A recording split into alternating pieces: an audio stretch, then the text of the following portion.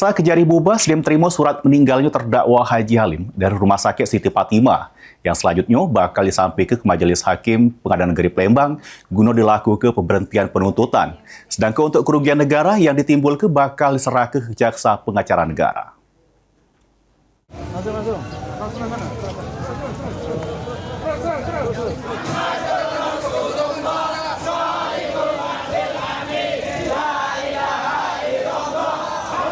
Terkait meninggalnya terdakwa Haji Abdul Halim Ali, kasus dugaan korupsi pengaduan tanah untuk pembangunan jalan tol Betung Tempino Jambi, ini Kejaksaan Negeri Musi Banyu Asin sudah menerima surat kematian dari rumah sakit.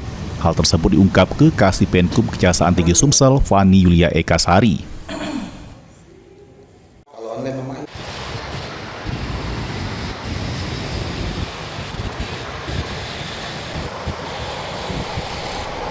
Sesudah surat tersebut diterima, barulah penuntut umum bakal nyampi ke surat tersebut ke Majelis Hakim terkait pemberhentian penuntutannya.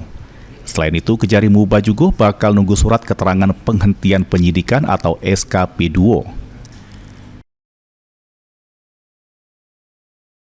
Ditambah ke Kasipenkum untuk kerugian negara jero kasus ini, biasanya penuntut umum bakal nyerah ke penanganannya ke Jaksa Pengacara Negara. Tadi kita info dari Kejari Buba bahwa dari Kejari Buba itu bersurat kepada Rumah Sakit Siti Fatimah untuk mendapatkan surat keterangan kematian dari almarhum, dan hari ini sudah mendapatkan surat keterangan kematian tersebut.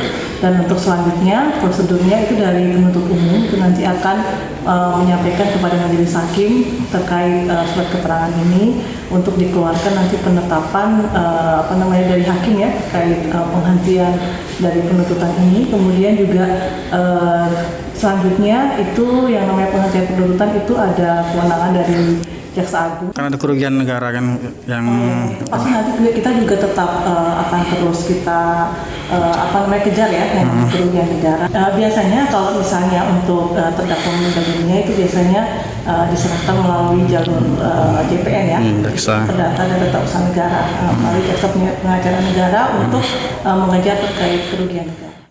Heru Wahyudi, PAL TV.